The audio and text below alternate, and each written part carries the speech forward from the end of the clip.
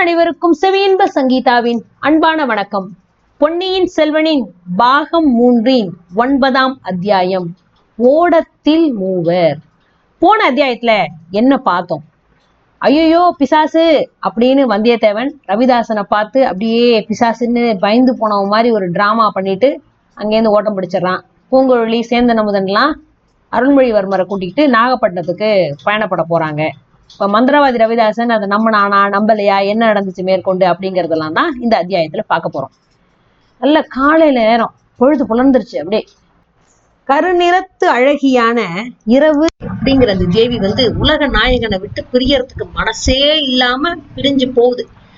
அவளுடைய கரங்கள் லேஸ் லேசா மெதுவா அப்படியே விலகி போகுது. அதாவது பொழுது அப்படியே மெதுவா அழகா அப்படியே புலருதுங்கிறத கல்கி அவர்கள் அவ்வளவு அழகா எழுதியிருக்கிறாங்க.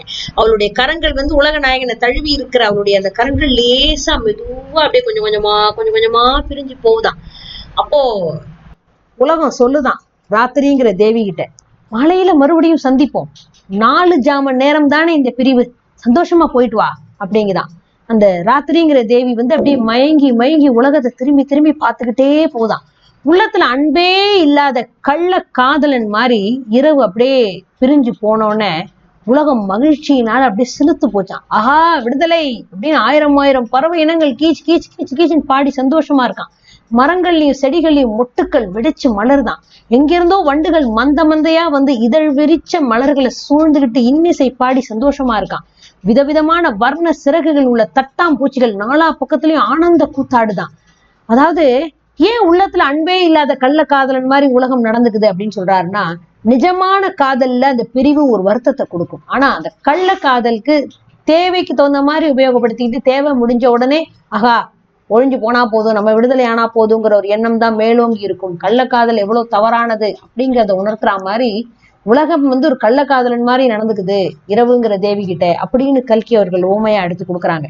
கீழ் வானத்துல பொன்னிறம் அப்படியே சூரியனோட அந்த ஒளி தெரிய ஆரம்பிக்குது. வான சுடர்கள் ஒன்னொன்னா அப்படியே ஒளி மங்கி மறைய ஆரம்பிக்குது.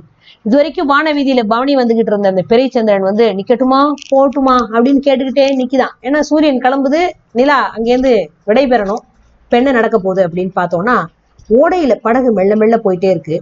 பட்சிகளோட கோஷ்டி கானத்தோட துடுப்பு தண்ணீரை தள்ளுற இந்த சலசலங்கிற சத்தமும் பூங்குழலியோட செவியில விழுது.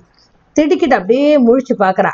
ஒரு கிளையில வெடிச்ச 2 அழகான நீல நிற மொட்டுக்கள் ஒன்னா மலர்ந்தது மாதிரி அவளோட கண் இமைகள் அப்படியே திறக்குதான். எதுக்கு இளவரசரோட பொன்முகம் தெரியுதான். இன்னொரு தூங்கிட்டு இருக்கிறாரு. தூக்கத்திலையா இல்ல ஜுர வேகத்துல இன்னும் உணர்ச்சி இல்லாம இருக்கிறாரா தெரியல. எதுவாக இருந்தாலும் அவரோட முகம் அப்படியே பிரகாசமா இருக்கு. அந்த பக்கம் சேந்தன் அமுதன் துடுப்பு தள்ளிட்டு இருக்கான். பூங்குழலி ஏன் அதுக்குள்ள வீழ்ச்சிக்கிட்ட, இன்னும் கொஞ்ச நேரம் தூங்குறதானே அப்படிங்கிறான். பூங்குழலி சிரிக்கிறா. முகத்துல இருந்து இதழ்கள்ல மட்டும் அவளோட புன்னகை இல்லை, அவளோட திருமேனி முழுசுமே ஒரு குறுநகை அப்படியே பூத்து அடங்குது. காட்டுல பிறந்து வளர்ந்து வாழ்ந்தவ பூங்குழலி. ஆனா கூட பட்சிகளோட கானமும் வண்டுகளோட கீதமும் இவ்வளவு இனிமையா அவரோட செவியில என்னைக்குமே விழுந்ததில்லை. அத்தான் உதயராகத்துல ஒரு பாட்டு பாடு அப்படிங்கிறா. நீ இருக்கிற இடத்துல நான் வாய திறப்பேனா, நீதான் பாடு அப்படிங்கிறான் சேந்தனமுதன். ராத்திரி இருளடந்த அந்த காட்டுல பாடுனியே, அப்ப காரிய நிமித்தமா பாடுனேன், இப்போ நீ பாடு. எனக்கும் பாடணும்னு ஆசையாதான் இருக்கு, ஆனா இளவரசருக்கு தொந்தரவா இருக்கும்ல. எனக்கு ஒன்னும் தொந்தரவு ஒண்ணும் இல்ல, 2 பேரும் சேர்ந்தே பாடுங்க அப்படின்னு அருள்மொழிவர்மர் அப்படியே அந்த தூக்க கலக்கத்திலேயே சொல்றாரு. பூங்குழலி வெட்கத்தினால அப்படியே தலை குனிஞ்சிக்கிறா. படகு எங்க போகுது அப்படின்னு இளவரசர் கேட்கிறாரு. நாகப்பட்டினம் சூடாமணி விகாரத்துக்கு அப்படின்னு பூங்குழலி பதில் சொன்னோடனே, அப்படின்னா ராத்திரி நான் கண்டது கேட்டதெல்லாம் கனவு இல்லையா, உண்மைதானா?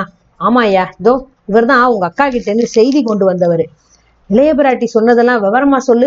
அமுதா, என்ன புத்த சங்கத்துல சேர்ந்துட சொல்லிதானே எங்க அக்கா சொல்லி அனுப்பிச்சாங்க அப்படின்னு இளவரசர் கேட்கிறாரு. இதுக்கு என்ன பதில் சொல்றதுன்னு அமுதன் தயங்கி தயங்கி யோசிக்கும் போது குதிரையோட காலடி சத்தம் கேக்குது. பூங்குழலி சேந்தன் அமுதன் திடுக்கிட்டு போயிட்டாங்க.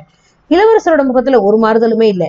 என் நண்பன் எங்க, வானர் குலத்து வீரன் எங்க அப்படின்னு இளவரசர் கேட்கிறாரு. கேட்டுக்கிட்டே அப்படியே கண்ணை முடிக்கிறாரு.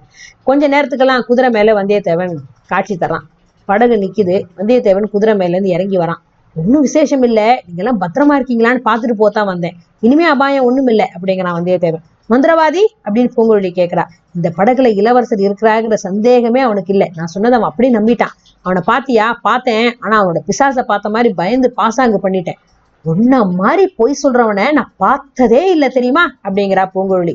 பொய்ன்னு சொல்லாத, கற்பனா சக்தின்னு சொல்லு. ஆமா, இளவரசர் எப்படி இருக்கிறாரு? நடுவுல வீழ்ச்சிக்கிட்டு 2 வார்த்தை பேசுறாரு, அப்புறம் நினைவு இழந்து போயிடுறாரு. இந்த சுரமே இப்படித்தான். எத்தனை நாளைக்கு இருக்கும்? சில நாளைக்கு 1 மாசம் கூட இருக்கும். சூடாமணி விகாரத்துல பத்திரமா கொண்டு போய் சேர்த்துடுங்க. பிக்ஷுக்கள் வைத்தியம் செஞ்சா 2 வாரத்துல குணப்படுத்திடுவாங்க.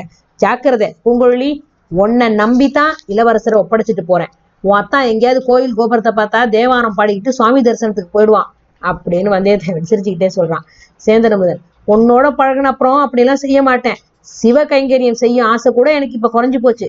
என்னால குறைஞ்சு போச்சா இல்ல இந்த பொண்ணுனாலயா? உண்மையை சொல்லு பாப்போம் அப்படின்னு வந்தியத்தேவன் நக்கலா கேட்கறான். உடனே சேந்தன் அமுதன் அதை காதுலயே போட்டுக்காம, குதிரையை நான் சொன்ன இடத்துல கண்டுபிடிச்சியா அப்படின்னு கேட்கறான்.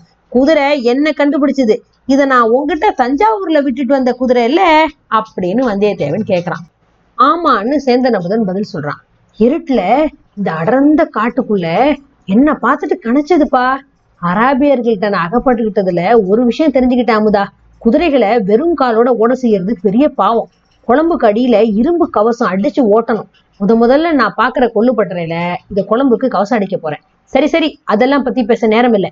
மறுபடியும் உங்களையும் இளவரசரையும் பாப்பேனோ என்னமோ தெரியாது. இளவரசர் மறுபடியும் கண் வெடிச்சா நான் பழையாறைக்கு போறேன்னு சொல்லுங்க. அங்கிருந்து விரைவில் செய்தி அனுப்புறதாவும் சொல்லுங்க. அப்போதான் நிம்மதியா இருப்பாரு அப்படின்னு சொல்லிட்டு வந்தியத்தேவன் குதிரையை திருப்பிட்டு போயிடுறான். ரொம்ப சீக்கிரத்திலேயே இவங்களோட பார்வையில இருந்து அவன் மறைஞ்சிடறான். 2 பக்கமும் தாழம் புதர்கள் அடர்ந்து இருந்த அந்த ஓடைக்காலோட வழியா படகு போயிட்டே இருக்குது. பொன்னிற தாழம் பூக்களும் தந்த வர்ண வெண் தாழம் பூக்களும் 2 பக்கமும் அப்படியே அடர்த்தியா பூத்து கிடக்கு. அதோட நறுமணம் போதையை உண்டாக்குது. சில இடங்கள்ல ஓடக்கரையில புன்னை மரங்களும் வளர்ந்துருக்கு. சில இடங்கள்ல கடம்ப மரங்கள் இருக்கு. முத்து நிற புன்னை மலர்களும் குங்கும வர்ண கடம்ப மலர்களும் ஓடை கரைகள்ல அப்படியே சொரிந்து கிடக்கு. பூலோகத்திலேருந்து புண்ணியசாலிகள் சொர்க்கத்துக்கு போற பாதைன்னு ஒண்ணு இருந்தா அது இப்படிதான் இருக்கும்னு பூங்குழலி நினைச்சுக்கிறா. நடுவுல கிராமம் தென்பட்ட இடத்துல எல்லாம் சேந்தன் அமுதன் போய் இளவரசருக்கு பாலும் பூங்குழலிக்கு உணவும் வாங்கிட்டு வரான். இளவரசர் கண்விழிச்ச போதெல்லாம் பூங்குழலி கொஞ்சம் விலகி நிக்கிறா. நேருக்கு நேர் அவரை பார்க்க முடியாம அந்த பக்கம் இந்த பக்கமும் பாக்குறா. அவர் உணர்வு இழந்திருந்த நேரங்கள் எல்லாம் அவரோட முகத்தையே பார்த்துட்டு இருக்கிறா. சேந்தனோட பல விஷயங்களை பத்தி பேசிக்கிட்டும் இருக்கிறா. சில சமயம் 2 பேரும் சேர்ந்து பாடி கழிக்கிறாங்க. சேந்தன் அமுதன் உணவு தேடி கிராமங்களுக்கு போன சமயத்துல எல்லாம் பூங்குழலி இளவரசோட நெற்றி அப்படியே தடவி கொடுத்து தலையை கோதி விட்டு பணிவிட செய்யறா. அப்போ எல்லாம் அவ உள்ளம் பொங்கி உடல் சிலிர்த்து ஒரு பரவச நிலைக்கே போயிடுறா. இந்த மாதிரி அவ எத்தனையோ பூர்வ ஜென்மங்கள் எல்லாம் அவருக்கு பணிவிட செஞ்சது மாதிரி ஒரு உணர்வு வருது அவளுக்கு. உருவமே இல்லாத 1000 நினைவுகள் இறகுகளை சரசரன்னு அடிச்சுக்கிட்டு அவளோட உள்ளத்துல அப்படியே கும்பலா புகுந்து வெளியேறிக்கிட்டே இருக்கு. ஒரு பகலும் ஒரு ராத்திரியும் அவங்க இந்த ஓடைக்கால் வழியா படகுல போறாங்க. பூங்குழலி சேந்தனும் முறை போட்டுட்டு கொஞ்சம் நேரம் நீ தூங்கு, நான் படகு வலிக்கிறேன், நான் தூங்கும் போது நீ படகு வலிக்கலாம், இப்படி 2 பேரும் மாறி படகு ஓட்டுறாங்க, தூங்குறாங்க. அப்படியே தூங்கும் போதெல்லாம் பூங்குழலி இன்பமான கனவுகள் நிறைய காண்றா. இப்படியே எல்லாம் நடந்துட்டே போயிட்டே இருக்காங்க 3 பேரும்.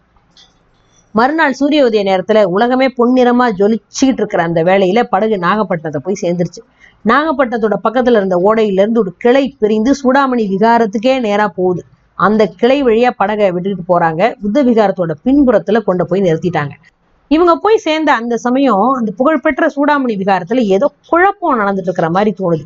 விகாரத்தோட வாசல்ல ஜன கூட்டத்தோட இறைச்சல் கேட்டுக்கிட்டே இருக்கு. பிக்ஷுக்கள் அங்க இங்கும் ஓடிட்டு இருக்கிறாங்க. படகுல இருந்து 3 பேர் கரையில இறங்குறாங்க. சேந்தன் அமுதன் தான் விகாரத்துக்கு போய் குழப்பத்துக்கு என்ன காரணம்னு தெரிஞ்சுக்கிட்டு வரேன்னு சொல்லிட்டு கிளம்பி போறான். அப்படி அந்த சூடாமணி விகாரத்தோட வாசல்ல என்ன குழப்பம் இருக்கும்? ஏதாவது பெரிய அசம்பாவிதமான செய்தி வந்துடுச்சா? சுந்தர சோழருக்கு ஏதாவது ஆயிடுச்சா? இல்ல இளவரசருக்கு ஏதாவது ஆயிட்டதா? இங்க எல்லாருக்கும் ஒரு பழுவேட்டையருக்கெல்லாம் வந்திருக்கிற ஒரு கலக்கம் அங்க நாகப்பட்டினம் சூடாமணி விகாரத்துக்கும் வந்துருச்சா? என்ன நடக்குது மேற்கொண்டு தெரிஞ்சுக்கணும்னா அடுத்த அத்தியாயம் வரைக்கும் கொஞ்சம் காத்திருக்கணும். நன்றி.